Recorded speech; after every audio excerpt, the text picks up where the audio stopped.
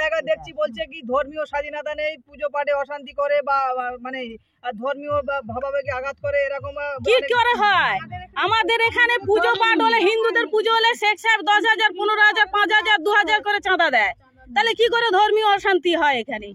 বিরোধীদের রটানো এগুলো বিজেপি আর সিপিএম এগুলো রটাচ্ছে।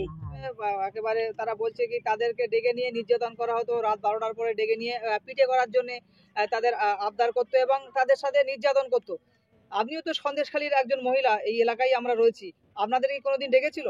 না না, এরকম আমরা কোনো সময় শুনিনি। আর কারণ এই এলাকায় আমরা তো পাশেই বাস করি, এরকম যদি হয় কোনো সময় আমরা তো শুনতে পেতাম যে হ্যাঁ এখানে এরকম হচ্ছে, কিন্তু আমরা কোনো সময় শুনিনি। এসব সাজানো কথা ওরা সাজিয়ে বলছে। এই যে উল্টোপাল্টা যা শোনা যাচ্ছে সব মিথ্যা। কেন?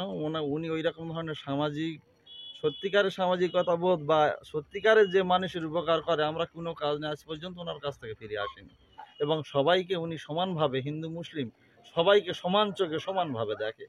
এই পর্যন্ত সন্দেশখালীর বুকে এরকম ঘটনা ঘটেনি। যা ঘটেছে বিরোধীরা এসে এইসব গুলো রটাচ্ছে শেখ সাহেবের নামে। আমরা শেখ সাহেবের নামে যারা রটাচ্ছে তাদের নামে আমরা ধিক্কার জানাই। এই এলাকায় বাস করছি শান্তিভাবে, হিন্দু মুসলিম আমরা পাশাপাশি বাস করি, আমাদের মধ্যে এরকম কোনো কিছু নেই।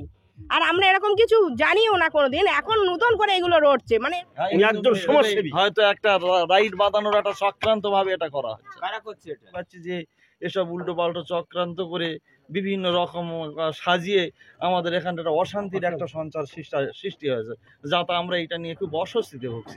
বিজেপিরাই আর কারা করবে? আপনি একজন এই এলাকার একজন মুরব্বী মানুষ, আপনার জীবনে এই সন্দেশখালী এলাকায় কোনোদিন দেখেছেন আপনার পরিচিত কোনো মানুষের কোনো মানে স্ত্রী বা বোনকে ডেকে রাত্রেবেলা নির্যাতন করেছেন শেখ শাহজাহান সাহেবরা?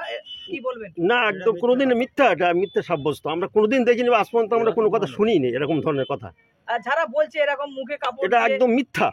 আচ্ছা, একদম মিথ্যা, এটা একদম আমরা আজ পর্যন্ত কথা শুনিনি আজ পর্যন্ত। তাহলে মুসলিম সমাজকে কি কালিমালিপ্ত করার জন্য এরকম চক্রান্ত? হ্যাঁ, এটা চক্রান্ত, একদম পুরো সম্পূর্ণ বাস্তব, একদম চক্রান্ত।